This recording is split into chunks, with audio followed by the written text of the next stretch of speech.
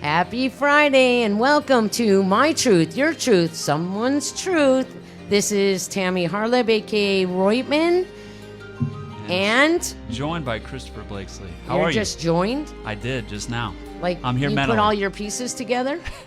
Not yet. Right. Humpty Dumpty over I want to here. say happy prelude to Veterans Day for all of our veterans out there that are helping to protect not only our world and our people and our country, but they're also being impacted emotionally and physically, and as well as their families. No question. No, I'm grateful we can do a show today, the day before Veterans Day, and we actually have a veteran here. I know, it's amazing. It's amazing. And we're glad that we sponsor ourselves, Danny's Dynamics, where we do group and individual hypnotherapy, and LBC Law Group, where today it's sponsored by our Commercial Litigation Department. We'll tell you why in a few minutes. I'm just wondering what's more traumatic, being in the military or working with Christopher? That- Probably the latter. Yeah, I can understand that. Yeah. I mean, I deal Well- with him every Friday. It's like a combat situation every day. Yeah, I can well, understand. and there's no end in sight either. No. That's probably the worst part. Yeah, it's and it's not like you can just say, I'm getting out in 3 months or something like that. Yeah, there's no countdown. Mm-hmm. But There could be.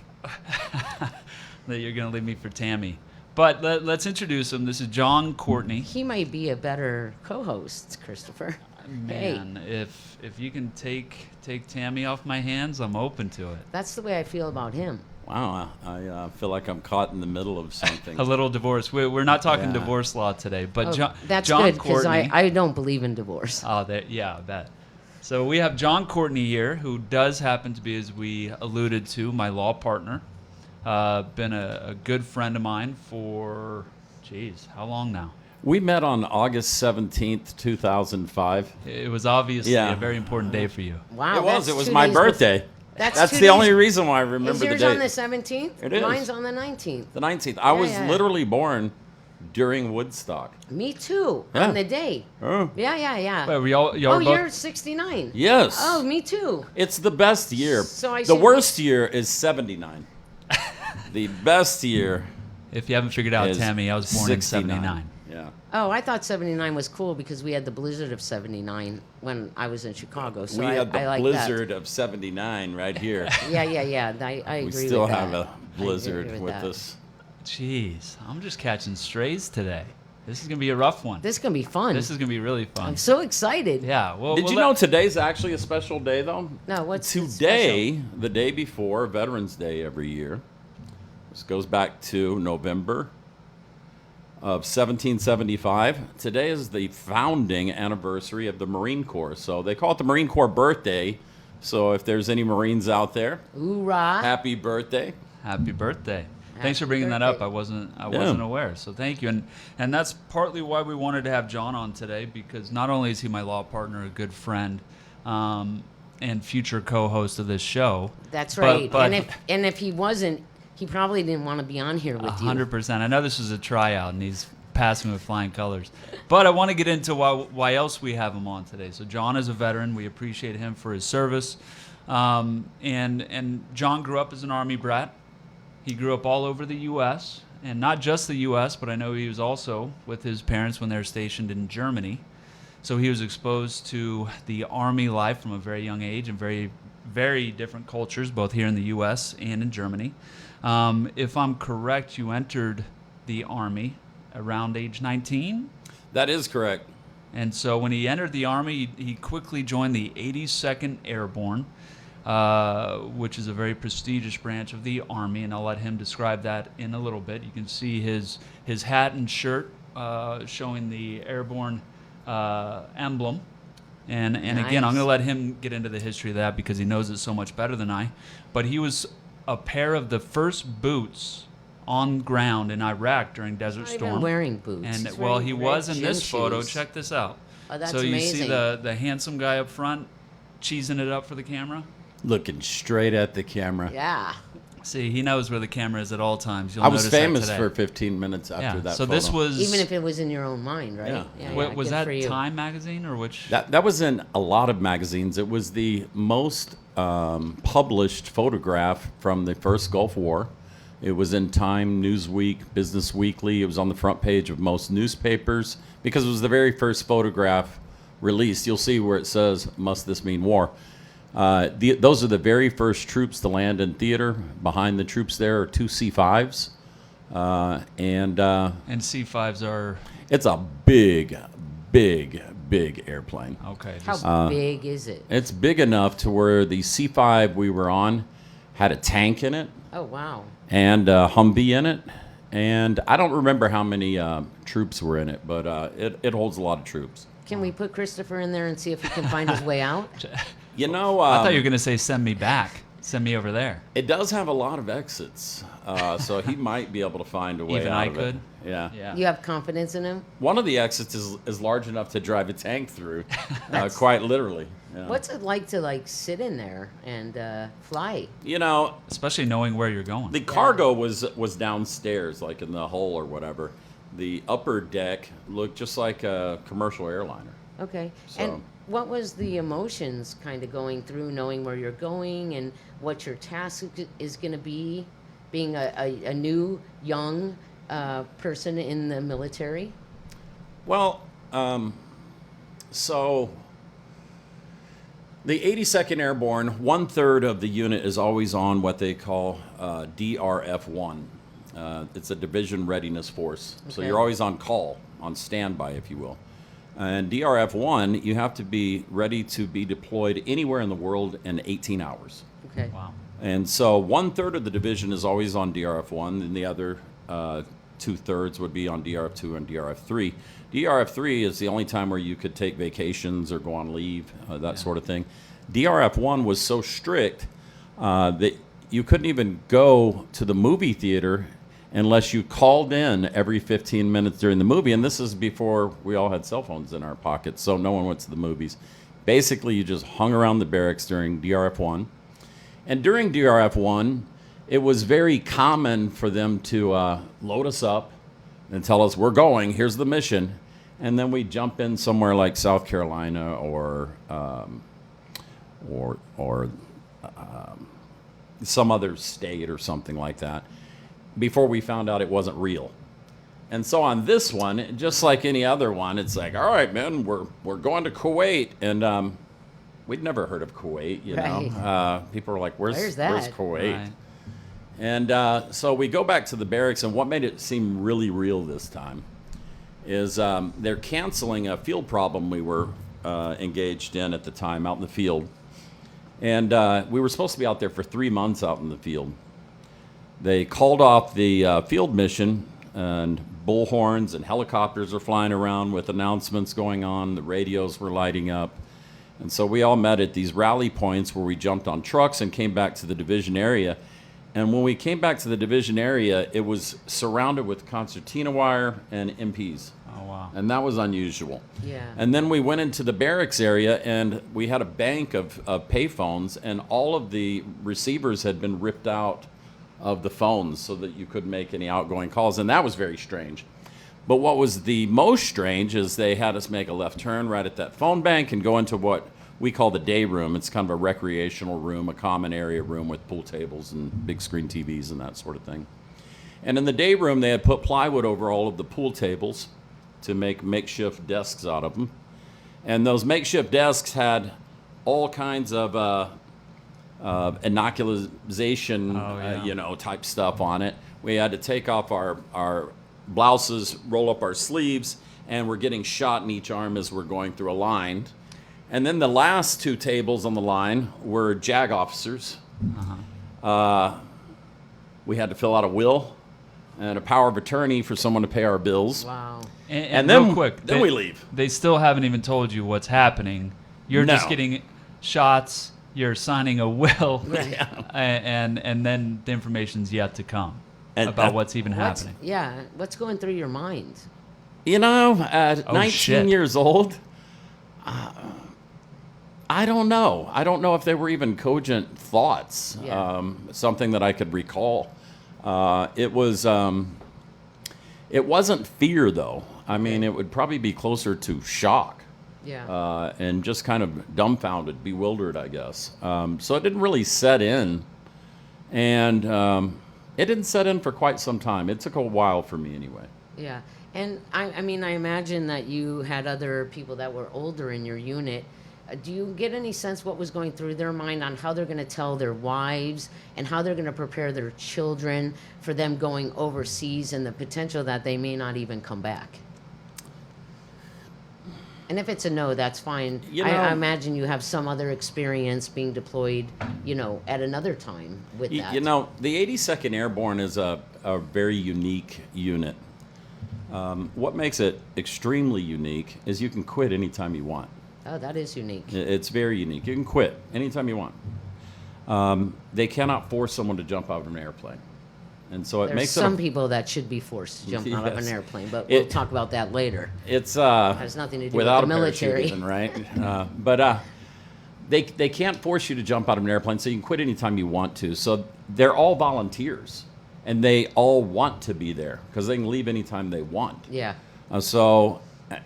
And it brings with it some machismo, I guess, and some pride. Back then, not everyone in the Army wore berets. You got to wear a fancy beret. When you wore your dress outfit, you got to wear boots with it. So our uniform looked different than the regular Army. Our regulations were different than the regular Army.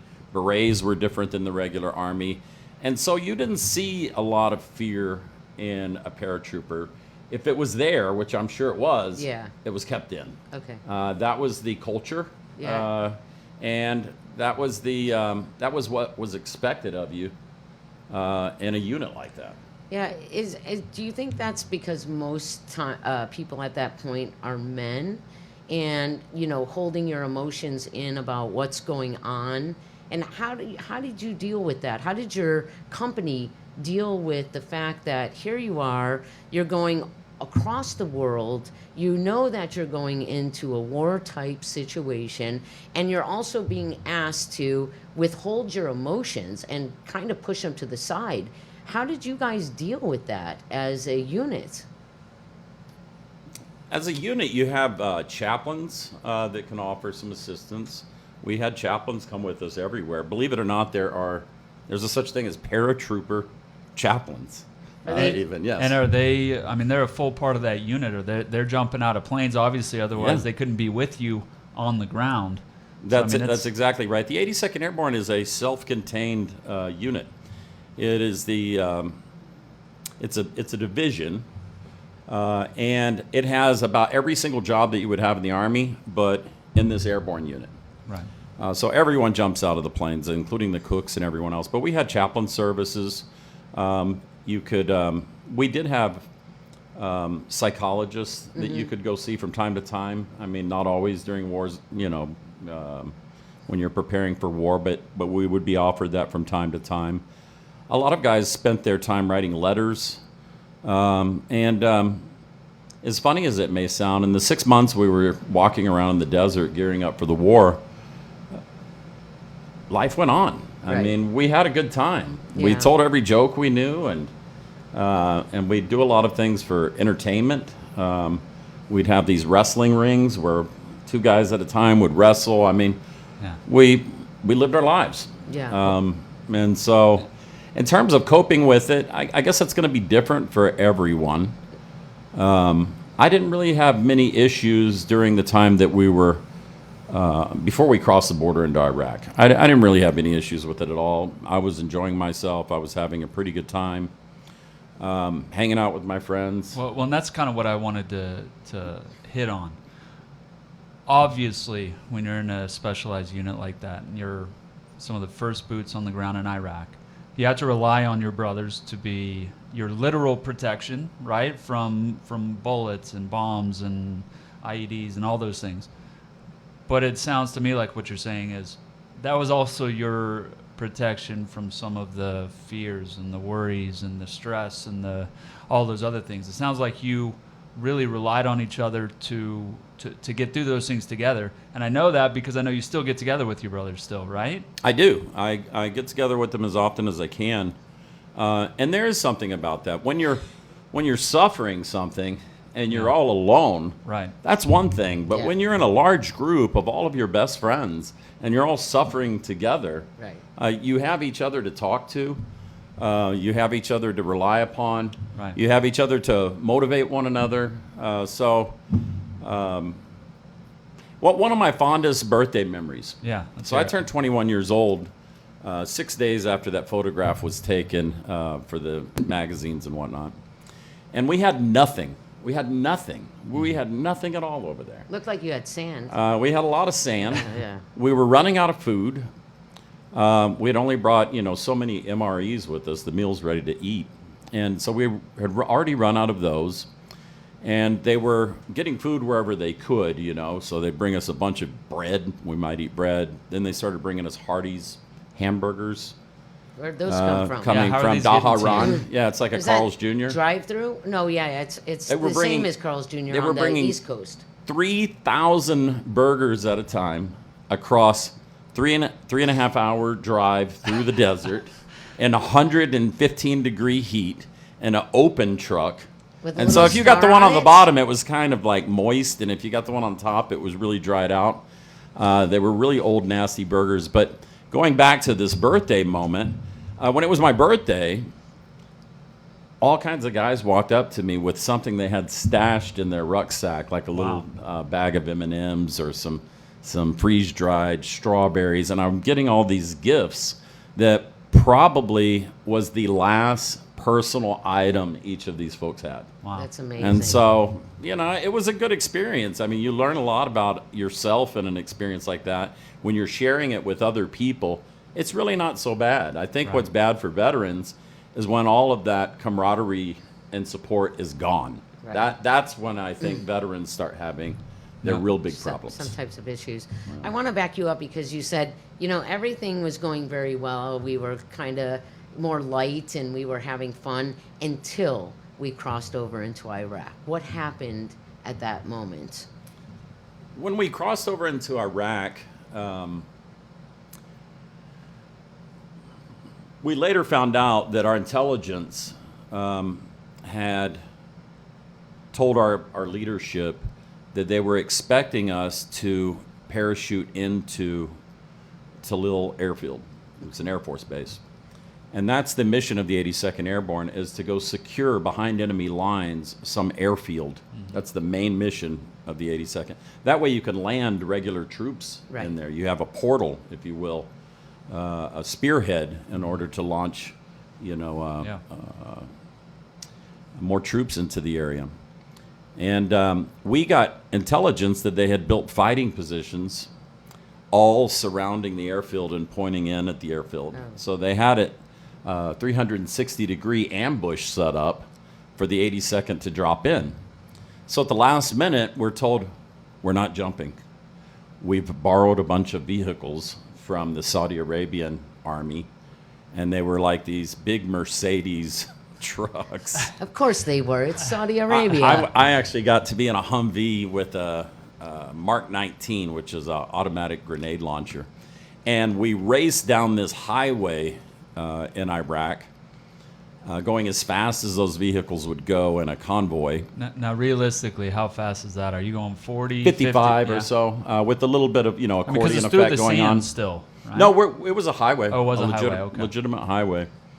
And then we had air power over us.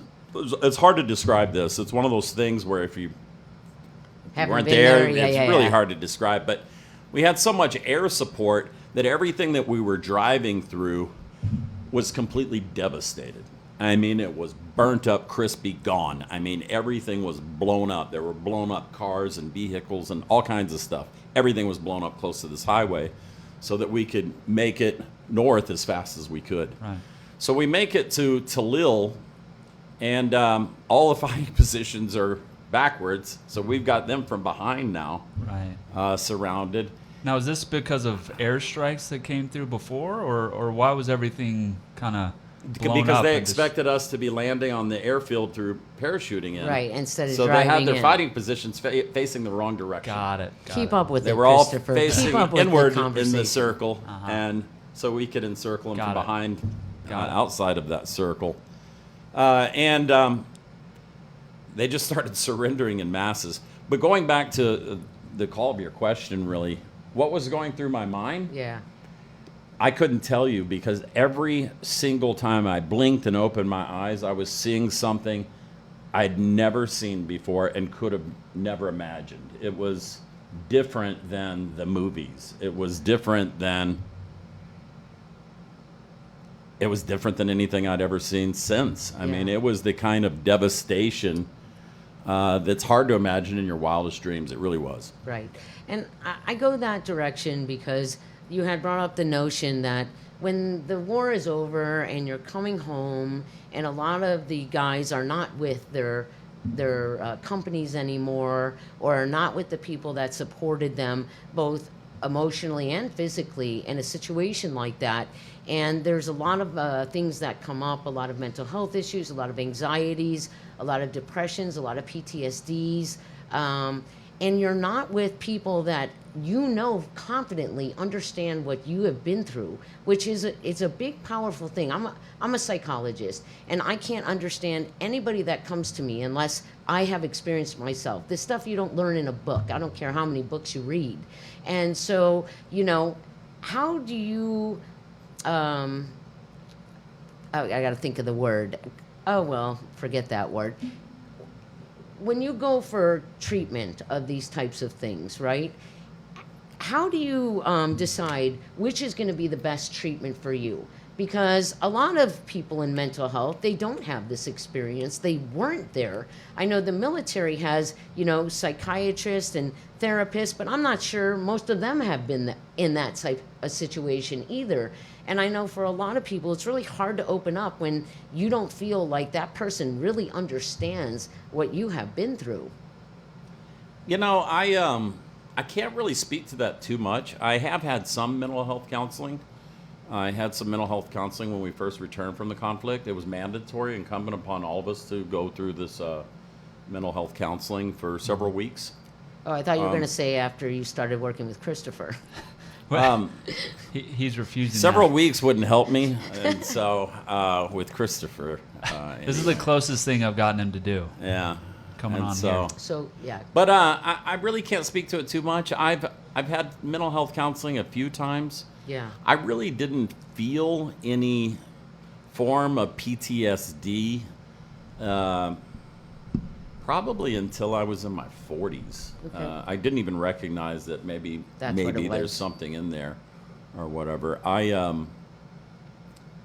just moved on, I guess. Let me ask this, because I think there's non-traditional ways to treat this, right? So there's obviously mental health counseling and some therapy and even medication and all that. But both in the Army and out, were there any skills that maybe the Army taught? Maybe it's meditation, breathing, exercise, mental gymnastics. Yoga, I'm not sure, yeah. yoga. And then outside as well, is there anything that you found that particularly works for you to kind of deal with whether it's the stress and the PTSD from that time, or even just the daily normal stressors that civilians like myself and some of the listeners might have? Two thoughts come to mind. So first thought is, as I was saying about right when we returned, we were all Like in mental debriefed. health counseling, you Yeah. know, kind of a reintroduction back to the Met- world of not war anymore. But we did get meditation training. And that's when I first learned about meditation. And that's something that I continue to do after, I learned a little bit about meditation. And I started reading all kinds of books about meditation and started getting into these Zen books and all kinds of things like that. One of the things I did, I had what I would call a short fuse, a very short fuse when I was younger. Anger. Yes, it was a anger crisis, really. I mean, well, let me ask you this: did you have that before you went over to Iraq, or was that something that kind of developed as you went? I think I had it from the time I was a teenager, so I think I was already prone to it. But I can say that it got worse. Yeah, you I know. mean, I would expect it to have. But And you know, I was angry at a lot of things, and I was very, very easily triggered. And what helped me with that, at least what I started doing to do something about that, and you see me doing it to this day now. This is one of my rituals anymore. Is I decided that I would take a baby step to try to control some of these impulses, you know, that manifest in anger. And so I decided, you know, I've got to pick a day of the week that's a work day, because it'd be cheating to do this on a Saturday or Sunday. It'd just be lazy. when the stress is already lower. Yeah. And so I'm going to pick a day during the work week where nothing's going to bother me all day long. Good for you. Nothing's going to bother me on that day. And Christopher will tell you at our office, it's Friday. I liked Fridays anyway. And so on Fridays, nothing can bother me. I mean, are there exceptions to that rule where something does, the house burns down or something like that? Yes, there is. But it's very, very, very rare anymore. I've become really good at making sure that I have a optimal mood all day long on Friday. Everyone that works with me in the office knows about this. I think it bleeds over to them a little bit too. Of course, it'll Fridays impact are you. for this. Yeah. But doing it one day a week, because at first it required a lot of dedication. I had to force myself into it. I had to recognize each impulse all day long. Each I mean, moment. it caused Yeah. me to have to grow. And so it took a long time to make it start working. I'm talking 20 years before it started working really well. And I found that when I could control all those impulses on that one day, then I could now control impulses at any one moment. That's right. At any time. And it's okay to get mad sometimes. I just don't do it on Fridays. Fridays is that day where it's sacred to me. Right. So that's one of the things. That's mean, clearly. We should never discount our own emotions. We should understand them. And then it's up to us to kind of pay attention to the emotion and see how we want to respond to it. You can respond to it in anger, but it's unpeacefully. Or you can say, hey, do I have control over this or don't I? And if I don't, why am I wasting this heavy energy, which anger is heavy energy, on it in general, right? So I applaud you. I do that. I try to do that every day. I try to not use my energy in the directions of very heavy energy, because most of the time it's stuff that has nothing to do with anything I can control anyways. So life becomes an interpretation and a perception and a response by me. I'm creating my own life. So therefore, I'm in control of it. I can't control situations. I can't control people. But what I can do is be observant to what are they offering me to grow as a human being. And from there, there's freedom. I So- subscribe to the same. You know, with my family, myself, you know, teaching my kids. I always start from that place. You know, if you're triggered, is it something that you can control that's causing you to be triggered? And if it's not, I let it go. But it always is. I 'cause let it it's go, you know? Always an internal conflict. It's up to us to decide that- what's the internal conflict. That's exactly right. But if it's external, It's not. it's something I The- either choose to let it in, or I don't have to let it in. If it's internal, that's something that I have to face. Does that make any sense? It's always internal, because the external, right, is just the presentation. So we as human beings are very good at putting things on other people instead of stopping and saying, okay, this happened. What bothered me in this person's voice tone or what they said? Because then you can reflect in, and this is the internal conflict, and this is something I can do. And then you can realize, hey, that person did that then to help me recognize, you know, where I keep kind of getting stuck. But we're not that observant in life. If Yeah. we were, life would be very peaceful, because we'd understand very clearly that every person in every situation is coming down our path to help us, to help move us. But that takes observation to realize that. And it also takes the the courage to be responsible for your own life, which Indeed. a lot of people don't have. I want to talk about, there's not only mental health issues that go on with being in the military, there's also a lot of physical ailments that can also come into play. And those physical ailments can also increase mental health issues. And a combination of both can increase the likelihood that somebody that has been in the military or even is in the military is contemplating or thinking about suicide. And so I'd like you to give some information. I'm sure that maybe you know somebody that has contemplated or has completed, and I don't know if you've had those thoughts yourself. You know, I haven't had those thoughts myself, but I can speak to your physical health really affecting your mental health. And so by the time I got out of the Army, I had injured my back many times. You fall a lot harder in a military parachute than people realize.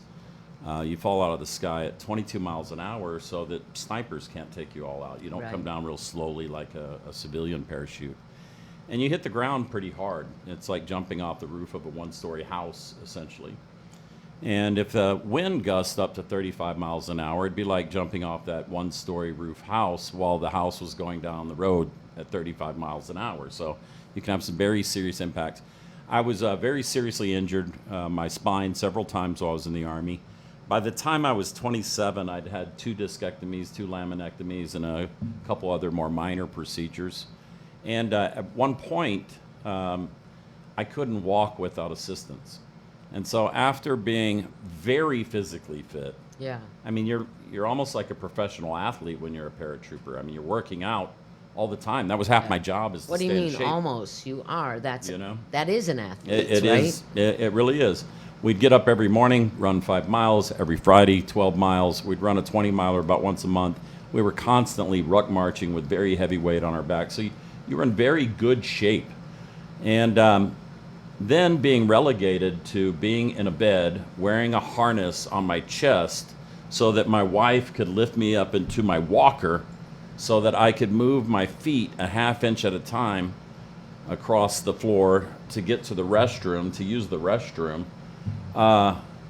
It was the most depressing time in my entire life. Yeah. Absolutely most depressing time. So I could speak to the physical health really bringing you down when you saw yourself as this strong warrior Yeah. athlete type, and then You have you're in to- a bed like a hospice patient in your living room so that you can watch TV. It really takes a toll on you. It really does. That was the darkest moment of my life. But I can tell you this, that darkest moment of my life, I had a point of realization many years later, is probably one of the most important things that ever happened to me in my life. It caused me to go on another journey. And when I realized that it caused me that, funny story here. So while I'm so injured, my trade at the time was roofing sales. I'd sold roofs. I made great money selling roofs. It's all I knew how to do besides jump out of airplanes and shoot rifles, you know. I didn't really have any other skills. I'd never gone to college or anything like that. So my doctor was telling me, I don't know if you'll ever buy a gallon of milk again. You might need to buy half gallons for the rest of your life. That's how bad your back is. Because it was He too gave heavy me- to carry? Is that what he meant? Yeah, that's what he meant. That Wow. stuck with me, and that really got me depressed. He was wrong, as it turns out. I mean, I They play usually basketball are, and go that's snowboarding why- now and that yeah. sort of thing. But That's why I don't listen to him. He said that I wouldn't be able to lift my ladder off my truck to put it up on a building for years, if ever again. He said I should never be walking around on the uneven surfaces that are most roofs. But he pretty much described everything I did during the day as something I could not do anymore. And so that was, it wasn't like I lost a job. I lost my identity. I lost my Yeah. career. I lost my ability to bring money home to the family. And so my wife said, you should go to college. And I'm like, we can't afford college. And she's like, well, if you could do anything, what would you do? I'm like, I don't know, maybe a lawyer. And she goes, well, why don't you go to law school? I said, because I don't know, what would that take, 15 years? And she's like, no, it's 3 years, dummy. And I'm like, oh, so I could be a lawyer in 3 years? And she said, no, you've got to go to undergrad for 3 or 4 years Right. first, and then you can go to law school for 3 years. And I'm like, oh, that's impossible. And how old were you at this time? I was in my 30s at the time, early 30s. And And that sounds like forever when you've already had a couple different careers. yeah, it does. And you're thinking, oh my God, I got to man. start over. And it's going to take 7 years before I earn $1. I went to college at 28. It's a different mindset because it's Yeah. something you actually want to do, opposed to being forced to go to school. Oh, At least I that was- was it for me. I was scared to death going to school because I thought I've forgotten everything I learned in high school, and I'm going to be competing against people that just got out of high school. And and my very first day of class, I looked around and I saw a bunch of acne, and the kids looked Yeah. younger than I remembered 18-year-olds looking. And I said to myself, if these guys can do it, I can do this. So at any rate, the realization, I finally go to school. My wife keeps showing me schools, and I'm like, no, never heard of it, never heard of it. And finally, she lays down a piece of paper that says UNLV. I said, oh, yeah, they won the national championship in basketball a few years ago. Running I'm Rebels. familiar with In that. the I remember them. 80s, Yeah, yeah. I know them. I had tickets. Yeah. And she said, let's go check out Vegas. So we come out to Vegas. We do all of our school. I meet Christopher on the very first day of law school, which happened to be my birthday. That's why I remember the year Yeah. and the day. And the day. And so I get a job working for John Peter Lee Limited. John Peter Lee worked here from 1954 until 2015. He was my mentor. Great attorney. So I get this great job right out of law school. And I'm the first one to work one morning. And I park in my covered assigned parking space that no one else can park in except me. Whoa. And I look up on the wall and I see law offices, and I'm like, how did this happen? And then it hit me. It was my back that got me here. Yeah. It was my back that got me But here. I'm like, for wow. your back injury, yeah. If I hadn't had that moment that forced me to reinvent myself, and that's had a profound effect on me, because now when I'm going through things that just seem horrible, Yeah. I'm going, how How is this going to do work I out? use this as Yeah. a springboard rather than a hammock? Yeah. You know? Yeah, I often look at life as stepping stones to get you to your destination. And that's one of the only values of the past, is to look and see how everything actually fell into place so that you could do what you were here and destined to do. And it's interesting that it takes a back injury, or it takes sometimes somebody losing somebody out of their life to be able to kind of do that. And this, to me, is one of the most fascinating things in life, and one of the most interesting things of how life really works, that we're not even willing to see it. We're willing to say, oh, this is terrible in the moment, but it's really leading us in the direction, as it was always intended to get us to our place. And that's what I was saying before about recognizing the people and the situations and how they're playing that role to help us move to where we need to be, to help us let go of internal conflicts within ourselves. Because it's interesting, if you look at the people around you and you look at the situations, they're all handing you the same thing if you can see it from the bottom. But if you get stuck on the top, the behaviors, you miss it. You miss it because they're doing it in maybe 20 different ways. But when you like push the top away and say, oh, this person is getting me to stand up for myself and say no this way, and this one is doing it this way, and this situation is doing it that way, then we realize that life is not as complicated as we've made it out to be, you know? And you know, you talk about doctors telling people things. Yeah, they're unempowering. And who is to say what you can and cannot do? I don't care who went to medical school. They don't know what a human being is capable of, which is completely unlimited and more powerful than we ever give ourselves credit for. I mean, when someone tells me I can't do something, I go do it even if I don't want to, just to prove that I can, and I will. I'm sure you don't get that sense from Tammy at all, do you? You know, I think everyone has a little bit of that in them. Yeah. But some people employ it a little more often than others. Well, and But But a lot of the tools that we need to, cope from day to day are there, ready to be employed. Yeah. You just got to tap into them. Yeah, you just have to want to not feel this way and want to feel that way, and not discounting and not shoving down. But really, when we go towards our thoughts and our emotions, we can reduce them and make them more comfortable. When we try to push them down or distract ourselves, they come back with vengeance. They're never going to go away. And, so, I mean, this is one of the reasons I do clinical hypnotherapy, because I done a lot of talk therapy being a school psychologist, and I realized that people didn't move as much as when they go within themselves and they can get that thinking mind away and go in and say, okay, what really is the conflict? Why did I create this coping skill of fear? What do I feel so unprotected from? And to deal with it at that level and move it into this level, I mean, I've seen people make amazing changes where they haven't been able to in 20 years, It's, pardon the phone there. Another thing that I use to cope, sometimes I'm not cramming down, but sometimes my emotions are a little too hot to deal with it at the time, so sometimes I need them to cool off a little bit. Sure. I use music. Music is my escape. If I go pick up a guitar, I have one in my office, I have one in several rooms in the house. There's always a guitar looking at me. I can go pick up a guitar, and I can start playing some chords and trying to find some new picking patterns. And it requires the kind of concentration, listening to it, plus you're hearing the music. I mean, there's these things going on. It's almost like a form of meditation for me. It really is. It is. And when Right. I'm concentrating and really trying to find, okay, let me find this new groove. I've got an idea on something, and I'm trying to find it. The whole world goes away for a minute. And sometimes that's all I Right. need is that maybe 1 hour break with my guitar, and when I put it back down, I look back at whatever it was that had me so hot right before I picked up that guitar, and I'm cooled off enough to where I can face it and manage it right then and there. I try not to be someone that has knee-jerk reactions. Right. If I feel a knee-jerk or impulse Yeah.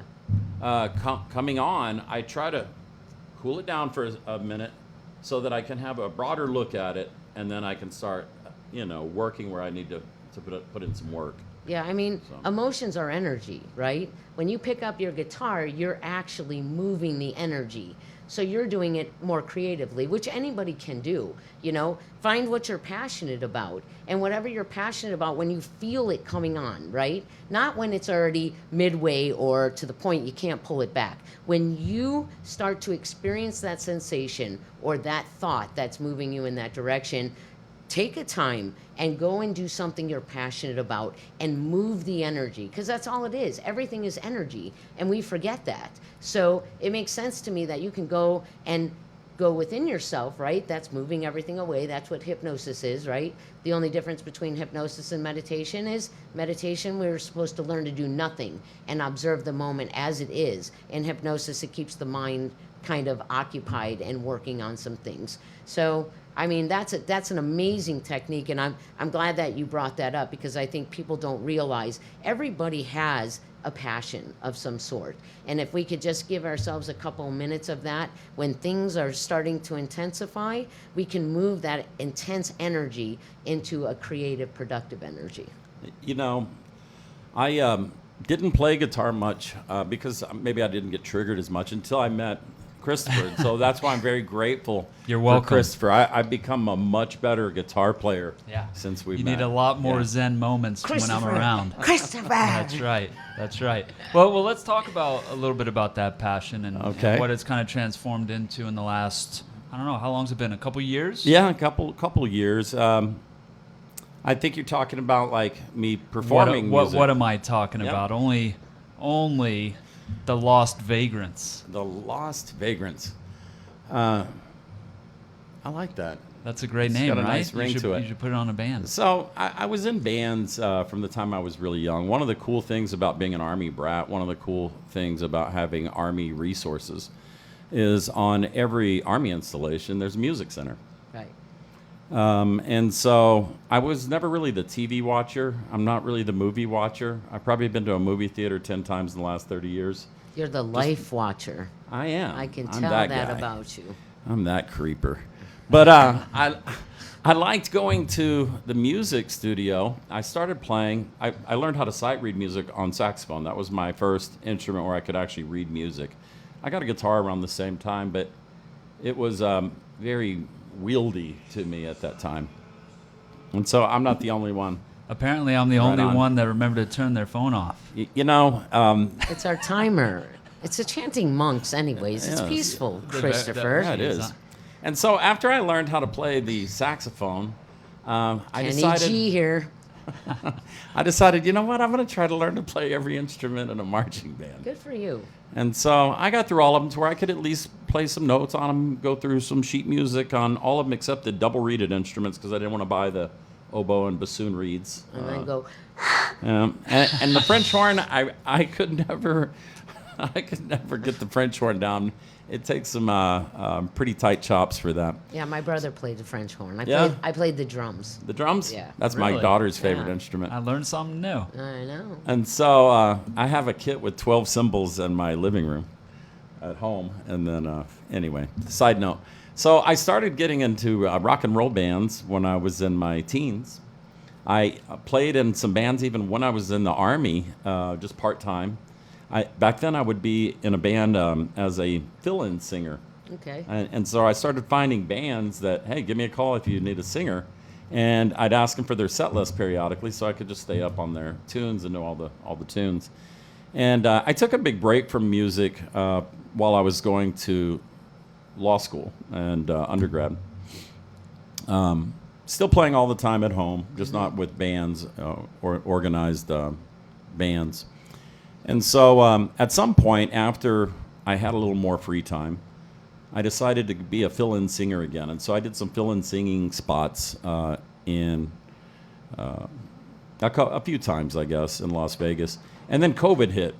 And when COVID hit, that band broke up that I was doing the fill-ins for.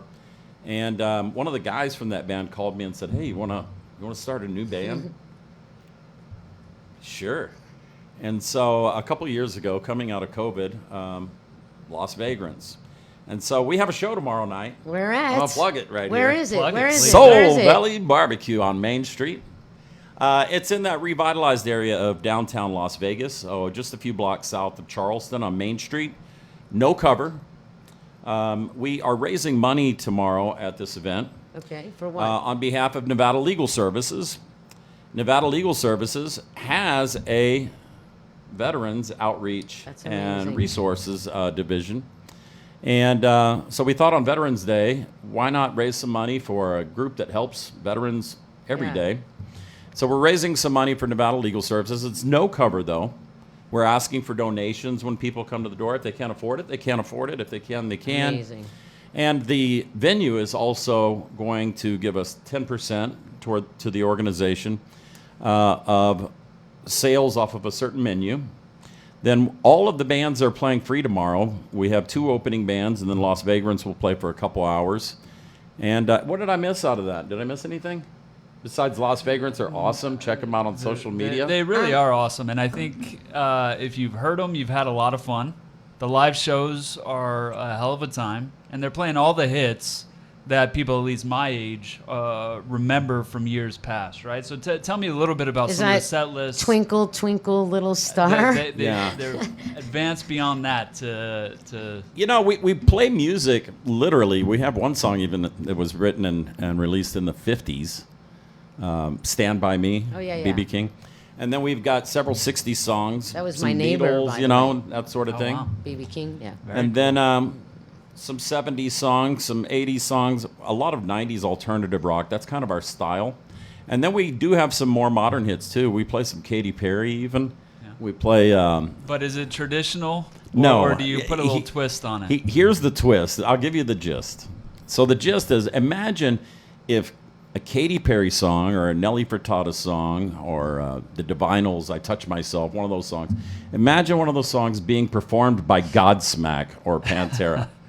That pretty much sums up our band. We're a hard rock band that plays Like hits the- that everyone knows the words to. So you can come rock out with us, Yeah, sing yeah. along to the music. It's a sing-along type of band. There's lots of people dancing in front of the stage for our shows.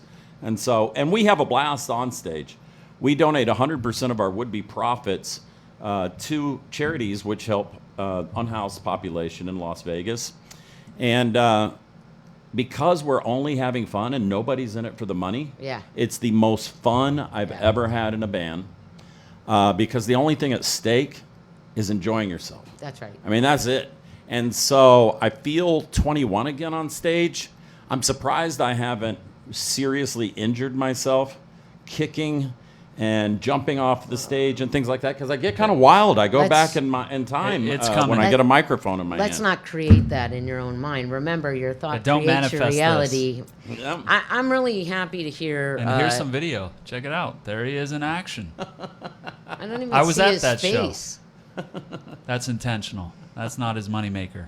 Oh, you're like the unknown comic. Only No. you don't have a bag. Yeah, he's got a bandana around That's his face. that's his beard, Tammy. Look in front of you. Oh, because It's you his can't blonde see but beard. you can't see the top of his face. Yeah, it was kind of a little whitewashed on It the lighting was, there. right? That was our It's not debut just show, our me. first show ever. Yeah, That's I remember. I footage was from there. that. It was a great show. Here's what I'll tell you: the shows are a lot. Do of you fun. go? I do go. Then I probably won't be there. No offense. Oh, man. snap. I can't be man. seen in public. It's with for him. charity, Like Tammy. it ruins my It's reputation. for charity. We're donating to NLS. So everybody out there, if you're in Las Vegas, come down tomorrow night, 6 p.m. Soul Belly on Main Street, downtown Las Vegas. It's going to be a hell of a fun time for a good cause and some great food, by the way. If you haven't even eaten at Soul Belly, it's really good. So I'm very happy because I've had people reach out that get VA services, and I've worked with them, but I have to pretty much do it pro bono because the VA doesn't like to pay, and it makes me very upset that they're denying people alternative services that can really help and benefit them because they're just so chaotic. And I feel like for me, and I'm not even a military, person, that's kind of a slap in the face that they are not taking care of people that have dedicated their lives, that have put themselves at risk. And not only that, but taking a big chance of impacting, their kids, their wives, their fathers, their mothers, their grandparents by going and protecting us and our country and also other countries and other people, and then just will not step up to the plate to give them the services that they desperately need. This is one of the things in the world I'm never ever going to understand, why we are not taking care of our fellow human beings that deserve the best possible services that can be provided for them. So But I can give that some perspective. So most folks that join a combat unit are 17, 18, 19 years old. they're kids. They're kids. Their brain's not done developing. Their emotional state is in its infancy pretty much still. Very impressionable at that age. And you join and everything's done for you. I mean, you can have the Army pay your bills for you if you want, and it's free. You just bring it down and say, these are my regular bills right here, and they take it out of the account, and they'll do all that stuff for you. You've got a music center, like I said. Yeah. You've got, a very inexpensive bowling alley, and I mean, everything's provided for you. All of your meals are provided for you. Everything's provided for you. And then all of a sudden, you're out, and you've got nothing provided for you anymore. So Right. this young developing mind came up with the Army being so good to them and doing all of these things for them, and then all of a sudden one day it's cut off and it's all gone. It's almost like manipulation. It's like, we're going to draw you in this way, but then we're just going to abruptly cut it off, and you're going to be on your own. It is in many it's ways. like losing a parent in Well, a half and a all- second. I think we got to create a program that maybe prepares people before when they sign up, or even better, some type of program that when someone is leaving, that there is support mentally, physically, on how to live in the world more peacefully within themselves. I think they're getting better at that. Of course, they're not just where with we mental want them health to be. But services. when I ETS out of the Army, they did have classes that I would go to, but they weren't about, impactful enough for me to remember the content of any of them. But they did have kind of a program they had at least started that was meant to reintroduce you into the civilian world. And it's my understanding that they built on that since that time. But I still see enough crises in the veteran community right. to, look out there. And with the smell test, it's not enough, I don't think. Right. And they almost need a transitional program put into place that brings in all aspects of what someone's really going to need to live more peacefully and successful leaving the military, especially if you're career, especially if you've been in multiple deployments. Well, and obviously, it'd be wonderful if we had a new program created that's going to cover all these bases. However, what I want to focus on today maybe is some of the things you hit on, right? When you exit the Army, you're losing that camaraderie, that brotherhood, sisterhood, right? That's the biggest thing, And that's is the the biggest thing. camaraderie. Exactly. That you lose. And feeling alone. Although we don't have the perfect program, we do have resources, and we do have community that they can reach out to. I know it's been important in your life since you left. I mean, over 30 years ago now, right? Mm-hmm. And it's still important to you. And I really want, of course, I hope that they develop better programs, of course. But there are still community outreach that they can take advantage of right now, right? There is, Christopher, and the best way for me to sum it up without taking too much airtime on the subject is that it's only Google away. Yeah. I mean, Everything's if you only go Google to away. Google, I mean, you'd be floored by the amount of resources that are out there. And they're not just resources that are provided by the Army or, our government or something like that. There are so many nonprofit organizations out there that just live to help veterans. Right. There's more veteran support, arguably, now than there ever has been. It's just a matter of someone taking the time to go get it. And you have to recognize that you need it Right. before And you'll want take it. the time to go get it. Right. And so there is a lot out there. Think about this. When the guys came back from Vietnam in 1975 after the fall of Saigon, they weren't treated the way soldiers are being treated now. They didn't have the resources, and they didn't have Google. We do have a lot out there. So, I mean, if any veterans are listening and they feel like they have any of those crisis indicators or feel one coming up, there are lots of resources out there. I'd urge them to go to Google immediately. Can you share any local resources that you may know about right off the top of your head? The very first one that I would probably recommend that you go to is the VA itself. The VA has a website, and I wrote it down here in some notes that I took yesterday. They also have a crisis hotline, by the way. If anybody can call a crisis hotline if they were having thoughts of harming themselves, which is 988. That's it on your phone. But if you push 1 after the 988, after it answers, it will put you to 1 geared for veterans. Oh, that's And amazing. so you do have that. And then also the website. Oh, you can also text too. You can text just 838-255. But the website, if you just look up Veterans Crisis, that's all you have to look up. The first thing that's going to pull up is the website right here that's on the screen. Thank you Yep. to our amazing producer, Aaron. And then we've got, on there, they have a self-assessment test. Wow. They have a self-assessment test. Also, and it's down the page a little more, I believe. But at any rate, there's a lot of material in there, including local resources. Okay, signs of crisis, local resources, and veteran support. You see that on the screen there. And so that's where I would start right there, because no matter where you are, I could talk about some Las Vegas organizations, but if you're in Tennessee, they're going to have your local support here. If you're in Idaho, whatever. Are they relevant for the family as well? Because I know oftentimes spouses, children are also very impacted by one parent or another being deployed or being in the military. And like my parents moved around every year too. And that has its impact because it's hard to make friends when you know that you're leaving. It's easy to make them quickly, though. Yes, but You develop not that deeply. skill. and I did too. Yeah. I mean, I made a lot of friends, but it's hard because you don't make those standing friends, especially when you and I were young, because we didn't have cell phones. We had the phone, on the wall. And so you knew that you only had friends for a year, and you were going to have to move to a new place and make more friends, which is, it's hard on a kid.